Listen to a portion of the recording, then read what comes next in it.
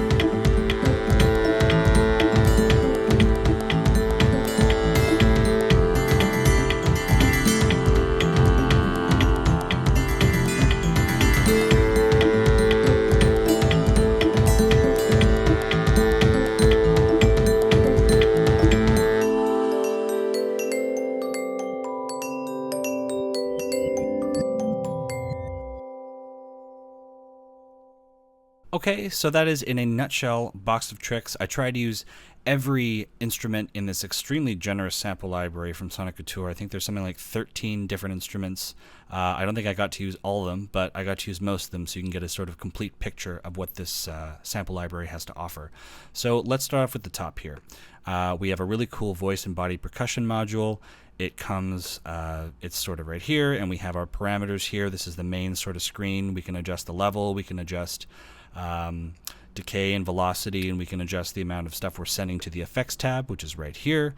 We have all kinds of great stuff like delay, cabinet flanger. This is really cool on the right here. These are convolution impulse responses that were captured, I believe, at Imogen Heap's studio and home. So there's a lot of really cool things. If we click in the preset folder, we can find stuff like, you know, staircase, 1, 2, and the photo changes here. This is a runaround. I don't know, that's like a British word for where you hide the bodies or something. Really cool stuff happening here. We have a Euclidean beats module. 2 instruments, I think, out of the 13 that are contained within Box of Tricks get the Euclidean beats module, and this is basically a new kind of way to think of drum step sequencing. I'm not going to get into it because it's something that really should be played with rather than explained, but I'll get into it in the drums section. But for now, you know it exists. And we have, of course, the jammer, which is something a lot of Soniccouture people know about. It's an arpeggiator, but it's like so much more than that. For this particular track, I was only just sort of pressing notes within the vocal kit module, so you can see the little keyboard dance around when I hit stuff here.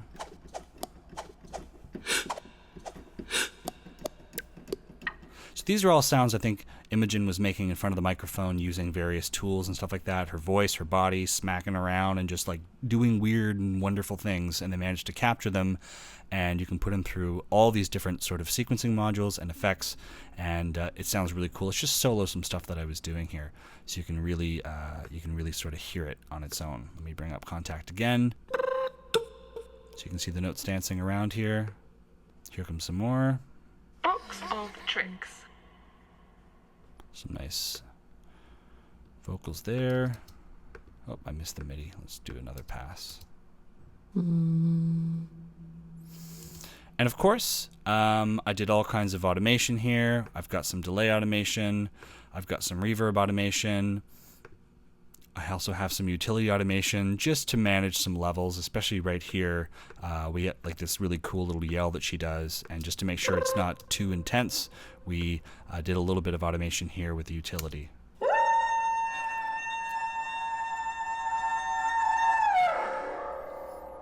So a really cool sort of distorted, over-amped effect there on that little yell. So anyway, that's a very quick overview of voice and percussion. Next we have a really awesome vocal pad.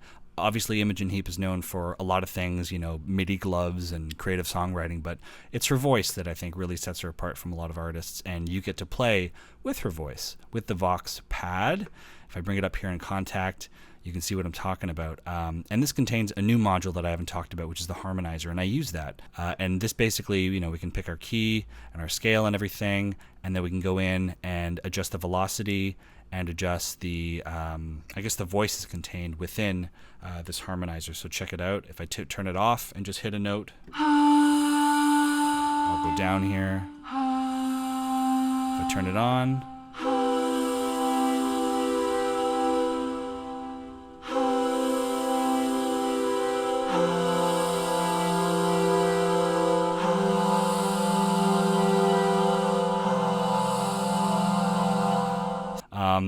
and of course, if I turn the harmonizer off, it's just a very sort of smooth vocal pad effect.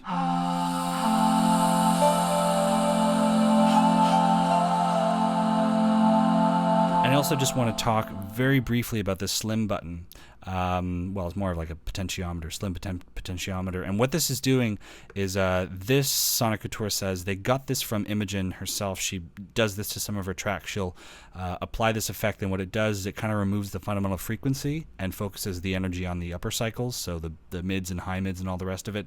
And they say that this can help the sound sit sort of a little better in a mix. So maybe I'll play it with the slim off and then on so you can hear what's happening.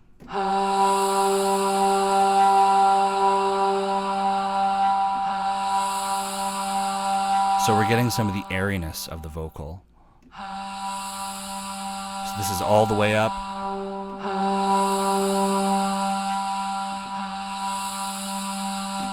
So, you think of high passing any instruments or any tracks that don't need to sort of have low end energy competing with other low end stuff like bass and kick. This is kind of doing that, I think, a little bit. Anyway, I did a little bit of, I did some pretty liberal, slim effect stuff on some of these tracks. So anyway, not found in a lot of other sample libraries, I don't think, so I wanted to sort of draw your attention to it. The next thing we have is a marimba. And when I say generous, I mean it. These guys have a lot of stuff in here, and this is a beautiful sounding, beautifully sampled marimba that I've reversed with the reverse button here. That's why it didn't sound like a marimba at first.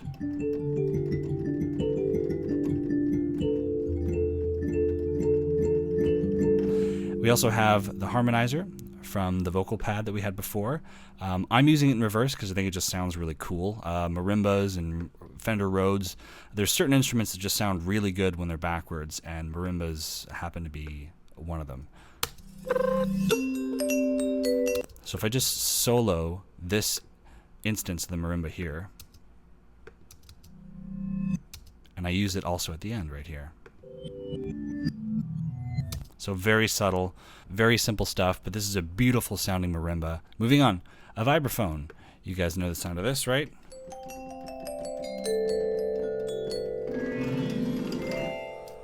If I go into the module here, you can see some of the parameters. Very similar to the other ones. We have a harmonizer, an effects panel, and a jammer as well. I should also mention that we have different articulations for this vibraphone. We can also do reversed. We can do bowed, looped. So I'm just going to play the MIDI through these different articulations. Bow decay. Nice decay there at the end. And then fingernails, which is what I settled on.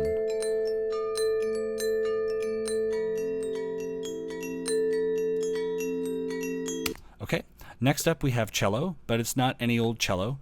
There's different articulations for this one too, and we can also put it through some modules that we were seeing earlier, namely the harmonizer and the jammer. So it's kind of cool to be able to play like a pizzicato cello and then throw that into a harmonizer and then a jammer. So that's pretty cool. I just used it very sort of cleanly here. You can hear it.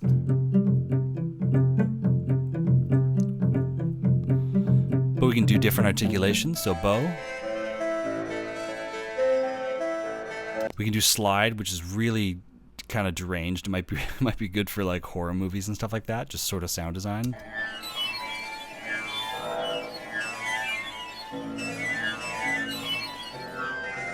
We also have a reverse pizzicato.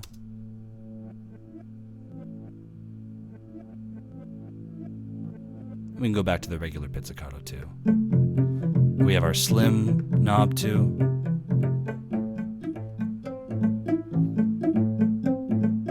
And a harmonizer. And it instantly sounds like Strings of Life. To me anyway. Okay, next up, a really cool instrument. It's not called the harp. I just called it that because that's what it sounds like to me, and it's easier to write here in Ableton's little box. Check it out.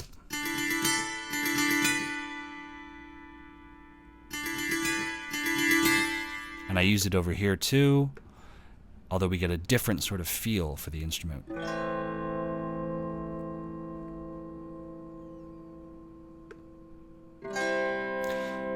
So this is not a harp, this is a Marxophone, and people like Joanna Newsom have used these, Bats for Lashes plays them too. Really cool instrument. Let's explore all the articulations, not the articulations rather, but let's explore all the things we have here in the piano roll. So we have some strumming.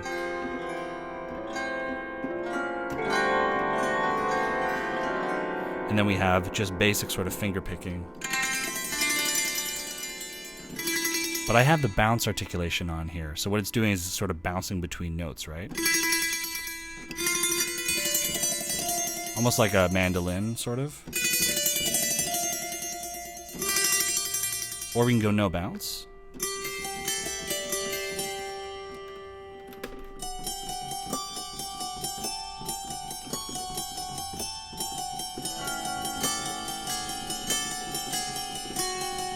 Anyway, okay.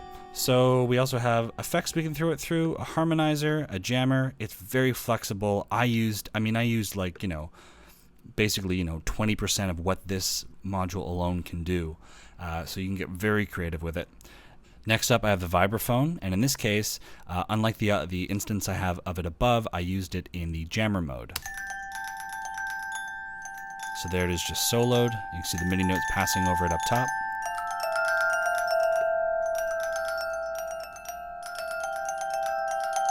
Okay, and of course, I'm really just breezing over these controls. It gets really intricate and detailed, but and hopefully you can just sort of see that. But if I spent, 5 minutes explaining everything, we'd be here for hours, and I don't want to do that. I want you to just, check it out on your own and play with it. Next up, I have a Shrey box, and this is a really cool sounding instrument, unlike anything I have in my library until now. It's got a really cool little pressure function here, and this sort of acts almost like compression and intensity and volume, so we're getting sort of the breathing of this instrument. I just call it cello legato because I copied the MIDI from the cello, so check it out here in solo. This sounds a bit funny on its own, but in the mix I think it sounds really welcome.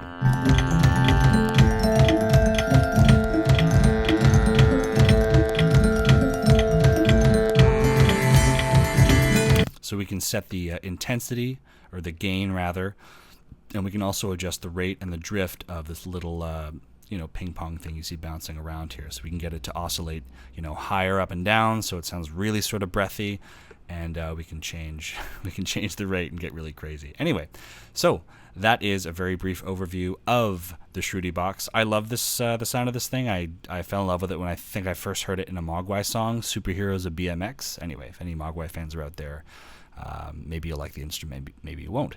We have harmonizer and a jammer for that too, and a really sort of detailed effects section as well. Next up, we have a Waterphone. You guys might recognize the sound from like Kitchen Nightmares. They use it all the time in horror movies and stuff like that. Imogen Heap has one, and it's really, really, really cool. Check it out. That's it there. You can see it in the back. Let's just turn it up so you can really hear it. So by pressing down on the keyboard, I get sort of different sounds that were recorded.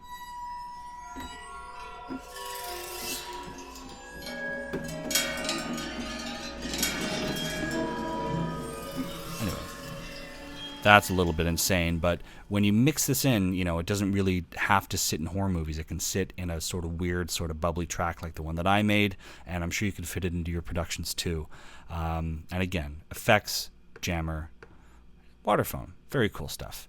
Next up, a little cymbal. This is the only thing that didn't come from from Box of Tricks. I just had to put it in there. So the real next up of our next up is the tongue drum. And this sounds super cool. I think Soniccouture released this a little while ago as like a free instrument, but they've sexed it up here, given it a bit of Botox, and allowed it to play with some of the modules, the harmonizer and the jammer. And this is what it sounds like.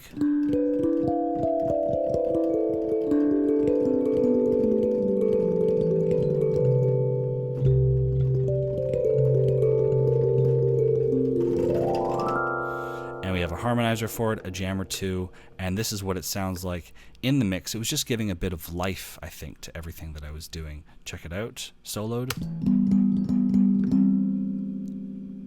Moving right along, we have some Boomwhackers, and I don't really know what these are, but they're a lot of fun to play with, and they were what gave me the sort of percussive edge. This looks like PVC piping or something. I'm not really sure, but it's a lot of fun. There's 2 different articulations. Let's check it out in the mix, and then I'll solo it. So here it was in the mix.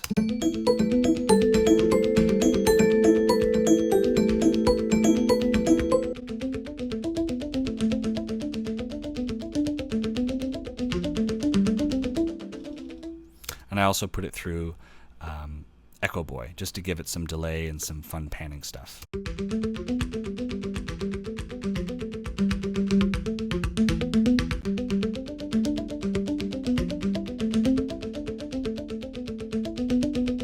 We have 2 different articulations for this one too, wood and carpet. Check out carpet. Much pluckier, the attack is way more pronounced.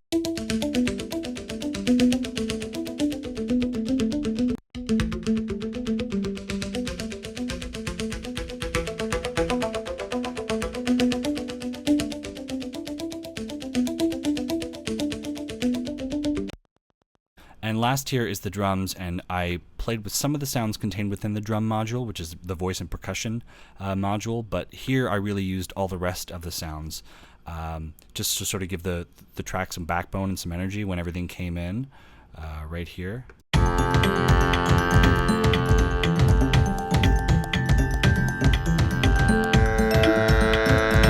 And you can see all the notes dancing and everything. That's because we're putting them through the Euclidean beats. And this is a really interesting module. Basically, we have all our sound sources down here, notes C1, E2, E1, C3, whatever. And we have our trim pots here, which we can turn up and down. And then we have this really insane sequencer. Again, I won't do it justice by explaining it. What I'll do is I'll just maybe play it, and then you guys can just sort of see if you can hear what I'm doing differently and how this Euclidean beats is maybe different from other step sequencers out there.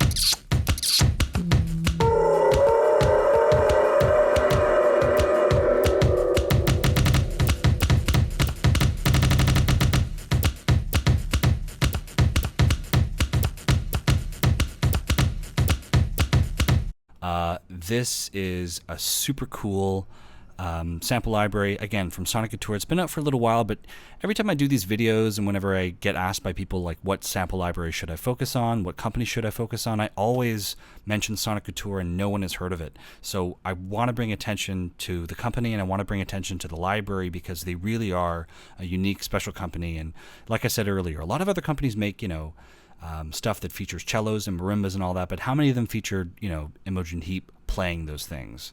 And how many of them feature Imogen Heap slapping her belly? Anyway, so very awesome instrument, I think. Go and check it out. That's it for now. That was Box of Tricks. Take it easy. Thanks for watching. Share, like, subscribe, blah, blah, blah.